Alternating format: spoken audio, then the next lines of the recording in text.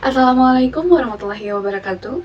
The Honorable Miss Risma and my dear classmates, let me introduce myself. My name is Hani Meinda Suryadi and I'm from Midwifery student. It's such a good time for me to be able to explain the material for this presentation. So guys, do you have ever heard about stunting? Yep, stunting is the most popular health issues in Indonesia. So in here I'd like to discuss today about how to prevent stunting before treating. Alright, before we start the topic, did you know that the stunting rate in Indonesia is still quite high at 21.6% based on the results of the Indonesian Nutrition Status Survey in 2022? Although there was a decrease from the previous year of 24.4% in 2021, but it still takes a lot of effort to achieve the stunting reduction target by 2024 of 14%. And however, this is an important problem that needs to be addressed together either by the government or the community. Well, then I have divided my talk into 3 points. And the first, we have to know about what is stunting. And secondly, we have to know the characteristic of the stunted children. And the third, we also have to know about how to prevent stunting. Alright, let's now look at the first point. According to World Health Organization, stunting is the impaired growth and development that children experience from poor nutrition, repeat infection, and inadequate psychosocial stimulation. Children are defined as stunted if their rate for age is more than 2 standard deviations below the World Health Organization child growth standard median. Stunting in early life, particularly in the first 1,000 days from conception until the age of 2. Alright, the next point is how to recognize the characteristic of stunting children. And the characteristic of stunting children that is growth and development is slow.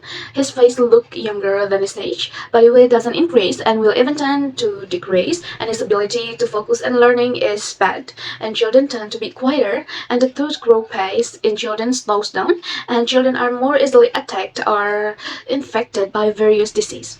And to the last point is how to prevent stunting.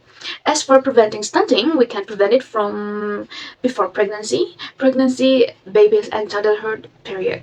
Alright, for the period before pregnancy, we can create a healthy lifestyle by exercise diligently, consuming lots of fruit and vegetable, and in an adequate sleep and drink 8 glasses per day. And I want to focus on the most important thing, that is adolescents should continue to take blood boosting tablets twice a week. Or that during menstruation, adolescents should continue to take blood boosting every day. Alright, the adolescent must have screening anemia too. Next, for the pregnancy period, that is, increasing consultation and antenatal checkup services for pregnant women must be 6 times during pregnancy and handling with the doctor or midwifery. And the very important, that is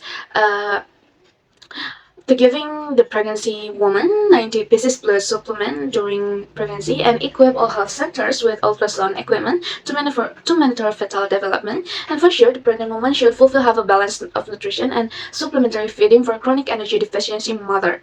And the next period is babies and toddlers.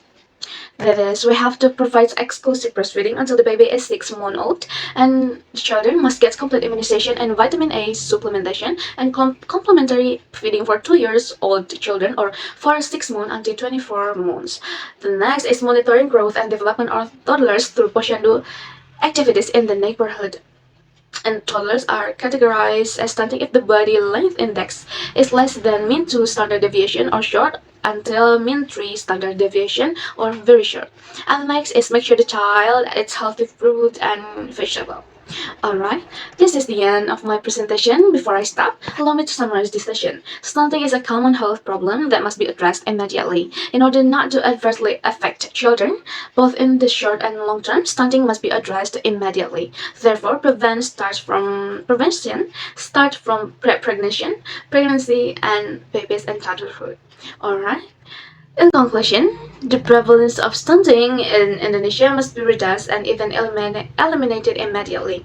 Before treating, we must prevent first. Stunting prevention needs to be done as early as possible. Similar to what has been said by Professor Dr. Nila Juwita F. Mulu, that if we prevent it earlier since we are young girls, the better results will be.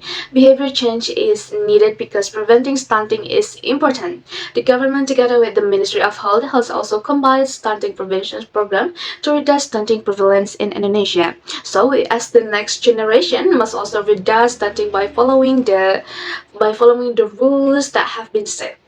Alright, that's all I have to say. Thank you for listening attentively. I'm sorry if there are any mistakes. Wassalamualaikum warahmatullahi wabarakatuh.